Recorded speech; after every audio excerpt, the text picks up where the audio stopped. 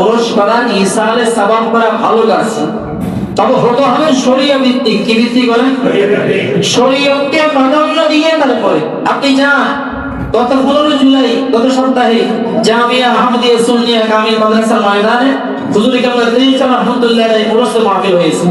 আমি সেখানে গিয়েছি, হাজার হাজার আশিক রাসূল উপস্থিত। কত সুন্দর শরীয়ত ভিত্তিক নামাজ, কালাম, কোরআন তেলাওয়াত, সারাদিন খুতবা এবং ওয়াজ নসিহত, যেটাকে পরিকল্পনা শরীয়ত ভিত্তিক ওরস সেখানে হয়েছে। সুবহানাল্লাহ।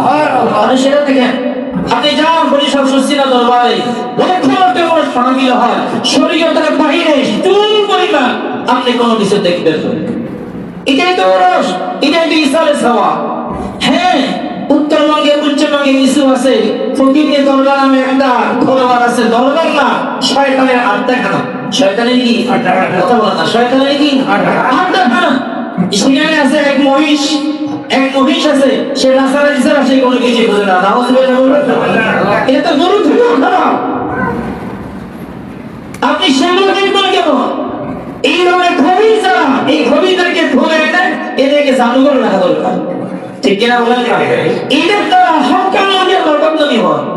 হক্কান ওলি আল্লাহ দরবারে গেলে হক্কান ওলি আল্লাহ মাজার জিয়ারত করবেন, ফাতিহা পড়বেন, ইখলাস করবেন, দুরূদ শরীফ করবেন, আল্লাহ দরবারে হাত তুলে ওলিকে উসিলা করে আল্লাহ দরবারে চাইবেন। কার কাছে চাইবেন?